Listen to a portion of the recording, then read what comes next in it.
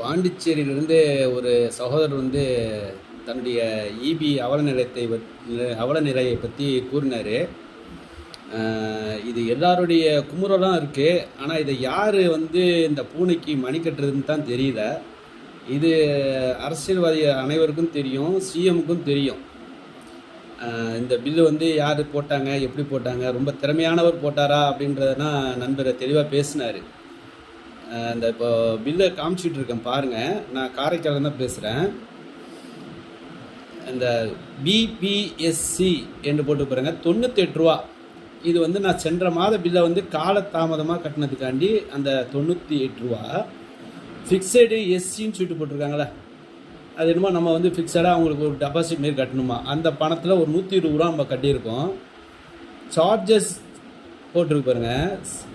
அந்த charge என்னாண்டாக்கா GST 91 ரூபா. இந்த பில்லை பொறுத்த வரைக்கும் 91 ரூபா ஜிஎஸ்டி பில்லு. இது 91 ரூபா. இதெல்லாம் ஓகேங்க. அதுக்கு அடுத்தது ஒரு வார்த்தை பண்ணுங்கள், எஃப்பிபிசிஏ சார்ஜஸ்ன்னு சொல்லிட்டு என்னுடைய அமௌண்ட்டுக்கு 1023 ரூபா தான். பாக்கி எல்லாமே அவங்க போட்ட வரி பில் மாதிரி. அதில் 656 ரூபா எக்ஸ்ட்ரா கட்டிருக்கோம். மொத்தம் சேர்த்தா 1679 ரூபா. இந்த பில்லு பரவாயில்ல. 3 மாதமாக எனக்கு 7000 ரூபா வந்துச்சு. ஒரு ஃபைட் பண்ணி அந்த பில்லு குறைஞ்சி இப்போ இந்த அளவுக்கு வந்திருக்கு. ரொம்ப சந்தோஷம். அதே போல் மீண்டும் அந்த சப்ஜெக்ட்டுக்கு வரேன். இந்த எஃப்பிபிசிஏ சார்ஜஸ்ன்னு போட்டிருக்குல்ல, 347 ரூபா போட்டிருக்கு பாருங்கள். இது என்னன்னாக்கா, இந்த பாண்டிச்சேரி ஸ்டேட்டில் இருக்கக்கூடிய அரசாங்கம் செயல்படுத்தக்கூடிய பில்லு இருக்குல்ல, அதனால் கட்டாத கிடக்குது. இப்போது அங்கங்கே ஒரு தொழிற்சாலை, தொழிற்பேட்டைகள் இருக்கும். அந்த பணத்தை இவங்களால் வசூல் பண்ண முடியல. இப்போ காரைக்காலில் விருதுநீர் போகிறவரில் ஒரு ஸ்பின்னிங் மில் இருக்குது. அவங்க பணம் கட்டவே இல்லை. அப்புறம் இங்கே எந்தெந்த துறையில் பணம் கட்டினாங்க கட்டலன்றது அந்த மின்துறைக்கு தான் தெரியும், நமக்கு தெரியாது. அது தகவல் அறியும் சட்டத்தில் போட்டோம்னா கிடச்சிரும். அவங்களாம் பணம் கட்ட மாட்டுறாங்க, லாஸில் ஓடுது அப்படின்றதுனால அவங்க உபயோகப்படுத்தக்கூடிய கரண்ட் பில்லு அனைத்தையுமே ஒவ்வொரு மாதமும் நம்ம தலையில் வைக்கிறாங்க.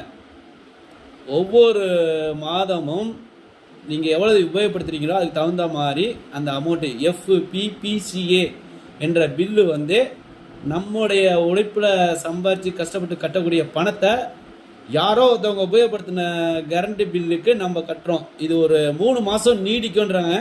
இதை நம்ம இப்படியே விட்டோம்னா 3 மாதம் இல்லை, வருஷ கணக்கில் இப்படியே ஓடும். இதே போல் பணத்தை நம்ம கட்டிகிட்டு இருப்போம். ஓகேயா? நன்றி. இதை எல்லாத்துக்கும் தெரியப்படுத்துங்க. அந்த நண்பர் பேசுனதுனால நானும் பேசக்கூடிய ஒரு வாய்ப்பு இல்லை. நான் இதை போய் விசாரிச்சுட்டு தான் நான் இதை பேசுகிறேன். அதே சமயம் இந்த பில்லு யார் ரெடி பண்ணான்னு சொல்லிட்டு ஒரு இந்த சகோதரர் கேள்வி எழுப்பியிருந்தார். அது யாருமே இல்லைங்க, கோவாவில் இதுக்குன்னு ஒரு டீம் இருக்குது.